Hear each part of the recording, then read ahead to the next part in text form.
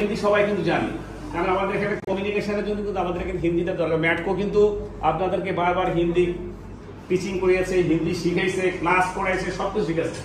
আপনি যদি ওটাকে ফলো আপ না করে যদি যান, এটা আপনার ফল্ট। আমরা কিন্তু যথেষ্ট চেষ্টা করি যাতে আপনাদের ওইখানে যাওয়ার পর যাতে কোনো সমস্যা সৃষ্টি না হয়। আমরা বুঝতে পারছি ব্যাপারটা? আচ্ছা, সবচেয়ে ইম্পর্টেন্ট যেটা আমি বলেছিলাম যে 370 দিরহাম যেটা আপনাদের কেটে নিয়ে যাবে এভিডেন্স আইডির জন্য, এটা আপনাদের স্যালারি থেকে কেটে নিয়ে যাবে। ঠিক আছে?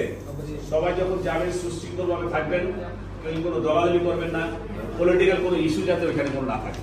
ঠিক আছে? আবারও বলতেছি, থাকার জায়গা, মেডিকেল, ট্রান্সপোর্ট, আকামা সবকিছু কোম্পানি করে দেবে, খেতে হবে আপনার নিজের। সবাই সাথে দেখা নিয়ে যাবেন।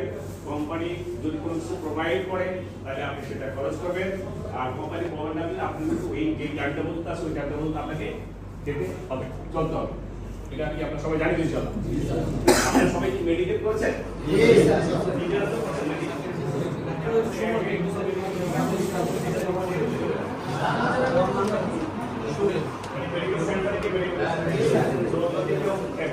আমরা কিন্তু সেন্টারে যে মেডিকেল রিপোর্ট পেয়ে কিন্তু আমরা আপনাদের পাঠাচ্ছি। ওষুধ বিশুদ্ধ কিন্তু হতেই পারে, কিন্তু সেই জন্যই আমাদের এই টেস্টটা করা। ভিসা আসতে একটু দেরি হয়েছে, সেক্ষেত্রে মেডিকেলে কিছু চেঞ্জেস থাকতেই পারে, ওষুধ এই জন্য টেস্টটা করা, তাতে কোনো প্রয়োজন না হয়।